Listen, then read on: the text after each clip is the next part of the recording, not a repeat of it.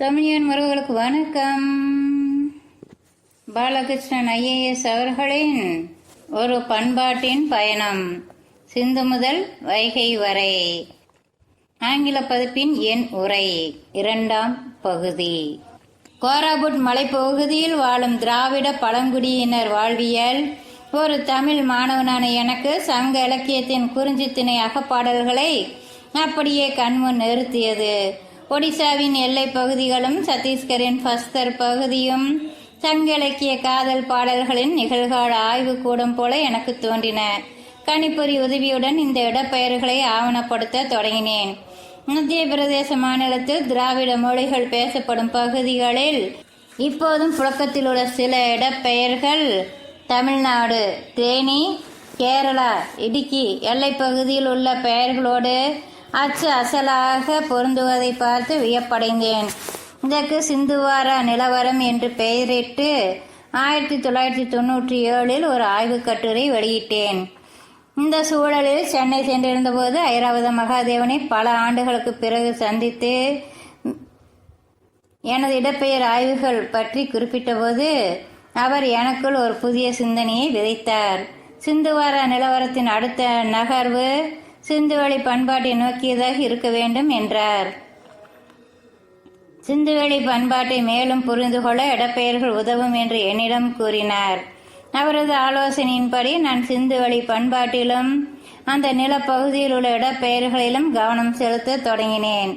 Pakistan, Afghanistan, Iran ஆகிய நாடுகளின் இடப்பெயர் பட்டியலை கணிப்பொறியில் பதிவிறக்கி ஒப்பீட்டு ஆய்வுகள் செய்ய தொடங்கியது முற்றிலும் ஒரு புதிய அனுபவம். உலகம் முழுவதும் பல்வேறு காலகட்டங்களில் பல்வேறு பண்பாட்டு குழுவினர் செய்த புலப்பெயர்வுகள், அப்போது அவர்களோடு சேர்ந்து புலம்பெயர்ந்த இடங்களின் பெயர்களை தொகுத்த போது பண்டைய புலப்பெயர்வுகளுக்கு இடப்பெயர்கள் சான்றளிக்கும் என்ற நம்பிக்கை வலுவானது. சிந்துவெளி பண்பாட்டின் திராவிட கருதுகோள் உண்மை என்றால் தமிழ் சங்க இலக்கியங்கள் ஆவணப்படுத்திய முக்கியமான இடப்பெயர்கள் சிந்துவெளி பண்பாடு நிலவிய வடவேற்கு நிலப்பகுதிகளில் இன்றும் பிழைத்திருக்க வேண்டும். ஏனெனில் இடப்பெயர்கள் சகாவரம் பெற்றவை. நாகரீகங்களின் தோற்றத்திற்கும் வளர்ச்சிக்கும் நழுவிற்கும் மௌன சாட்சியாய் உறைந்து நிற்பவை. சங்க இலக்கியத்தில் குறிப்பிடப்பட்டுள்ள ஊர்கள், மலைகள், ஆறுகள், குடிகள் ஆகியவற்றின் பெயர்களை கணிப்பொறியில் ஆவணப்படுத்தி இந்திய துணைக்கண்டத்தின் வடமேற்கு பகுதியில் உள்ள தற்கால இடப்பெயர்களோடு ஒப்பீடு செய்து கொண்டு இருந்தேன். தில்லியில் ஒரு நள்ளிரவில் எனக்கு அந்த யுரேகா நொடி வாய்த்தது. வடமேற்கு நிலப்பகுதிகளில் கொட்கை, வஞ்சி, தொண்டி போன்ற சங்ககால இடப்பெயர்கள் அடுத்தடுத்து தென்பட்ட போது மகிழ்ச்சியில் துள்ளினேன். ஆனால் அப்போதும் ஒரு கேள்வி தோன்றியது. இந்த பெயர் ஒற்றுமை எதேச்சையாக நிகழ்ந்திருக்குமோ? இந்த ஐயம் எனக்கு இருந்ததால் கொட்கை, வஞ்சி, தொண்டி உள்ளிட்ட சங்க இலக்கிய பெயர்களை வடமேற்கில் கண்டறிந்தது பற்றி நான் உடனடியாக அறிவிக்கவும் இல்லை, எழுதவும் இல்லை. அதன் பிறகு பல்வேறு நேர்வு ஆய்வுகளின் மூலம் யூதர்கள், பார்சி மக்களின் புலப்பெயர்வுகள், ஐரோப்பிய மக்களின் புலப்பெயர்வுகள் ஆகியவற்றை இடப்பெயர்கள் உறுதி செய்கின்றன என்று தெரிந்து கொண்டபோது எனக்கு நம்பிக்கை பிறந்தது. அப்போது நான் தில்லியில் தேர்தல் ஆணையத்தில் பணிபுரிந்து வந்தேன். எனது பணிச்சுமையால் பல நேர்வு ஆய்வுகளின் மூலம் இடப்பெயர் சான்றுகளின் நம்பகத்தன்மை பற்றி எனக்கு நானே உறுதி செய்து கொள்ள பல ஆண்டுகள் தேவைப்பட்டன. சிந்துவெளி நிலப்பகுதிகளிலிருந்து சங்கத்தமிழ் தொன்மங்களோடு தொடர்புடைய மக்கள் பெரும் அளவில் புலம்பெயர்ந்திருக்கக்கூடும் என்று நினைத்து பார்ப்பதே என்னை பொறுத்தவரையில் ஒரு பெரிய மாற்றம்தான். அதுவரை நான் கொண்டிருந்த புரிதல்களை அது புரட்டி போட்டது. மனிதர்களின் வரலாறு என்பது புலப்பெயர்வுகளின் கூட்டுத்தொகை என்ற புரிதல் எனக்குள் துளங்கியது. திசைகள் என்பவை நேற்று வந்தவை, தேடல்கள் மனிதனின் உடன் பிறந்தவை. கடந்த கால பயணங்களை அங்கீகரிக்காத ஆய்வு அணுகுமுறை ஆயிரக்கணக்கான ஆண்டுகளுக்கு முன் நமது முன்னோர்கள் பல்வேறு இன்னல்களுக்கிடையே செய்த புலப்பெயர்வுகளின் காயங்களையும் வழிகளையும் புறக்கணித்து கடந்து செல்வது போல தோன்றியது. பாதைகளை விட பயணம் முக்கியம், பயணங்களை விட பயணிகள் முக்கியம். கடந்த காலத்தில் நமது மூதாதையர்கள் பிழைப்பிற்காகவும் சிறந்த வாழ்விற்காகவும் தொடர்ந்து செய்த பயணங்களின் படிப்பினைகள்தான் நம்மை நம் எதிர்காலத்தை நோக்கி வழிநடத்தும் என்பது எனது நம்பிக்கை. ஆனால் இனம் புரியாத இடப்பெயர்களின் வேர்ச்சொல்லை கண்டுபிடிக்கும் முயற்சியில் இறங்கி வேர்ச்சொல் வலையில் விழுந்துவிடக்கூடாது என்ற முன்னெச்சரிக்கையுடன் முன்னகர்ந்தேன். மலை, குன்று, குடி, ஊர், நாடு போன்ற பொது பெயர்கள், இடப்பெயர் விகுதிகள் ஒரு மொழிக்குள் ஓரளவிற்கு பொருள் பொதிந்ததாக இருக்கக்கூடும். அதே நேரத்தில் எல்லா இடப்பெயர்களுக்கும் அத்தகைய வேர்ச்சொல் முயற்சி பலனளிக்காது. ஏனெனில் இடப்பெயர்கள் ஒரு நிலப்பகுதியில் ஏற்படும் மொழி மாற்றங்களையும் கடந்து பிழைத்திருக்கும் வல்லமை பெற்றவை. எனவே எனது கவனத்தை பெயர்களின் பொருளை கண்டறிவதில் செலுத்தாமல் ஒப்பீட்டு அளவிலான இடப்பெயர் தொகுதிகளின் மீது செலுத்தினேன். அது மட்டுமன்றி இந்த இடப்பெயர் ஒப்புமை குறித்த வாதம் தமிழ் தொன்மங்களுக்கு மட்டுமே உரித்தான பெயர்களை முன்னிறுத்துவதாக இருக்கும் வகையில் பார்த்து கொண்டேன்.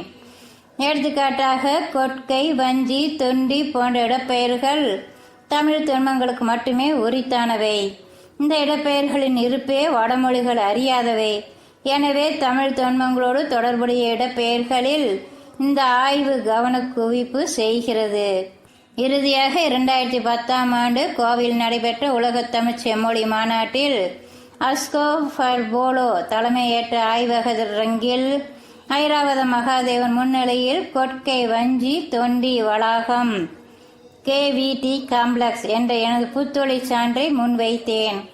சிந்துவெளி பண்பாட்டின் திராவிட அடித்தளத்தை வலியுறுத்தும் தரவுகளாக இப்பெயர்களை அறிவித்தேன். 2012ஆம் ஆண்டு சென்னையில் உள்ள ரோஜா முத்தைய ஆராய்ச்சி நூலகத்தில் இயங்கும் சிந்துவெளி ஆய்வு மையத்தின் மதிப்புற ஆலோசகராக பொறுப்பேற்கும்படி ஐராவத மகாதேவன் வலியுறுத்தினார். அதை ஏற்று ஒடிசா மாநில அரசிலிருந்து ஓராண்டு கல்வி விடுப்பு பெற்று சென்னையில் தங்கி ராஜா முத்தைய ஆராய்ச்சி நூலகத்தில் ஆய்வு செய்தேன். அதன் விளைவாக சிந்துவெளி நகரங்களின் மேல், மேற்கு, கீழ், கிழக்கு என்ற இருமை ஒரு திராவிட கருத்தியல் என்பதை வலியுறுத்தும் நீண்ட ஆய்வு கட்டுரை சிந்துவெளி ஆய்வு மையத்தின் ஆய்வு இதழில் வெளியிடப்பட்டது. இந்த ஆய்வு கட்டுரை மேல், மேற்கு, கீழ், கிழக்காக அமைந்த சிந்துவெளி நகர அமைப்பை திராவிட மொழி குடும்ப மொழிகள் மற்றும் இந்தோ ஆரிய மொழிகளில் கிழக்கு, மேற்கு போன்ற திசைகளுக்கு பெயர் உருவாக்கும் முறைகளோடு ஒப்பிடுகிறது. சிந்துவெளி நகரங்களின் வடிவமைப்பு அப்பண்பாட்டின் ஊடாக காலம் காலமாக நிலை பெற்ற ஒரு நெடுவீச்சு சிந்தனையின் நேர் விளைவு. அந்த நெடுவீச்சு சிந்தனையே திராவிட மொழிகளில் திசைகளுக்கான பெயர் உருவாக்கத்தில் பங்களித்திருக்கிறது என்பதை சுட்டிக்காட்டி சிந்துவெளி நிலப்பகுதியில் உள்ள இடப்பெயர்களை துணைநிலை சான்றுகளாக முன்வைத்தேன். யாதும் ஊரே யாவரும் கேளீர் என்ற சங்க இலக்கிய கருத்தியலில் பயணங்களால் பட்டை தீட்டப்பட்ட ஒரு பண்பட்ட நாகரிகத்தின் முதிர்ந்த தெளிவு தென்படுகிறது. பல்வேறு மொழிகளை பேசும் பல்வேறு இடங்களிலிருந்து புலம்பெயர்ந்து வந்த மக்கள் ஒன்றாக கலந்து இணக்கமாக இனிது வாழும் ஒரு பெருநகர வாழ்க்கையை சங்க இலக்கியம் துல்லியமாக சித்தரிக்கிறது. இத்தகைய வாழ்வியலும் அது குறித்த தெளிவான சிந்தனையும் திடீரென்று ஏற்பட்டுவிட முடியாது. சங்க இலக்கியங்களில் திணை சார்ந்த வழிபாட்டு முறைகள் காணப்பட்டாலும் அது பெருமளவு ஒரு சமய சார்பற்ற வாழ்வியல் இலக்கியமாகவே இருக்கிறது. இதற்கு இணையான ஒரு தொல்லியல் எடுத்துக்காட்டு இந்திய துணைக்கண்டத்தை பொறுத்தவரையில் சிந்துவெளி அகழாய்வு தடயங்கள் மட்டுமே. சிந்துவெளி பண்பாட்டிலும் சமயம் ஒரு மைய கருத்தாக இல்லை.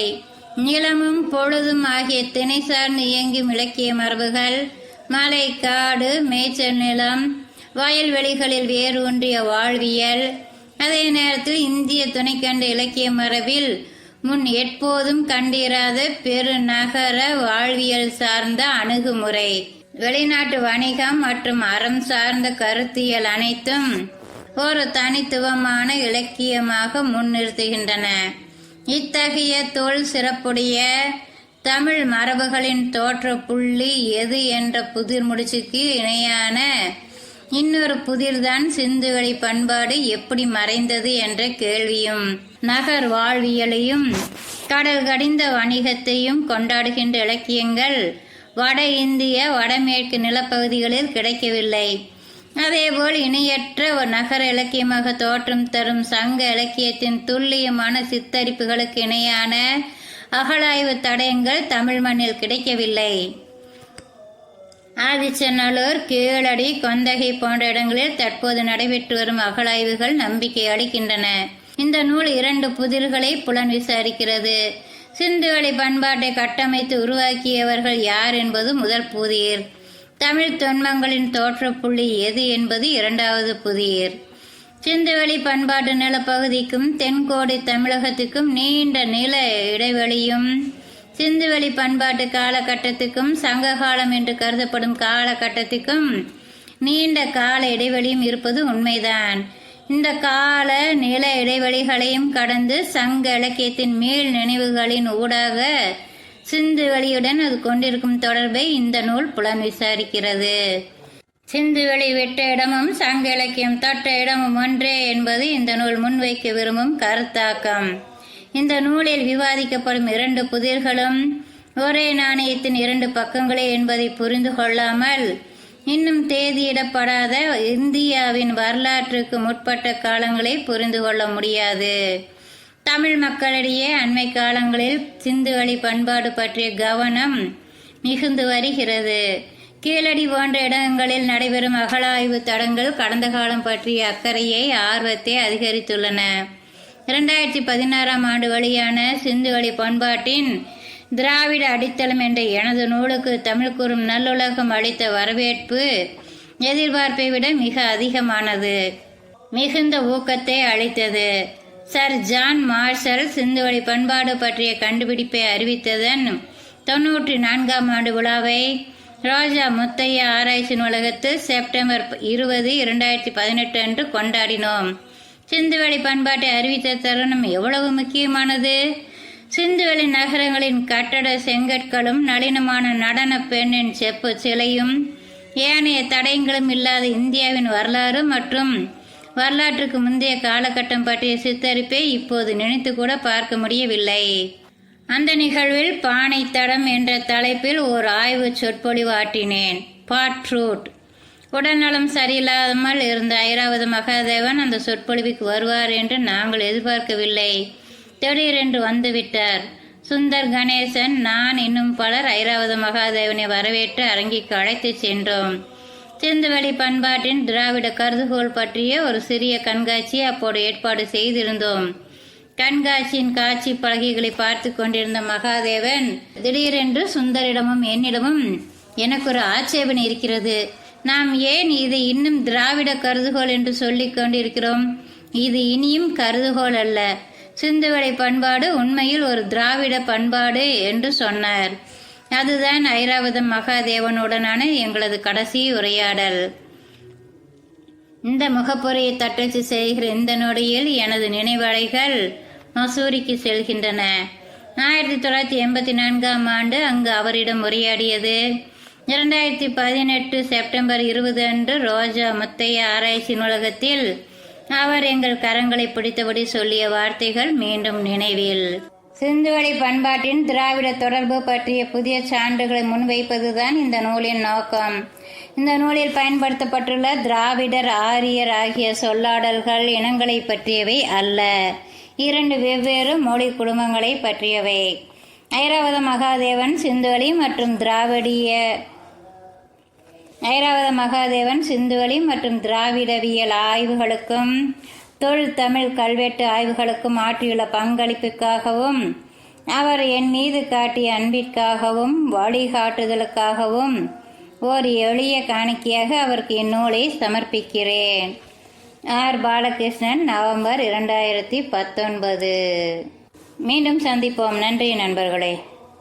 நிலப்பகுதிகளில் அகழ்ந்தெடுக்கப்பட்ட அகழாய்வு தடயங்களுக்கு சான்றளிக்கக்கூடிய நகர் வாழ்வியலையும் கடல் கடிந்த வணிகத்தையும் கொண்டாடுகின்ற இலக்கியங்கள்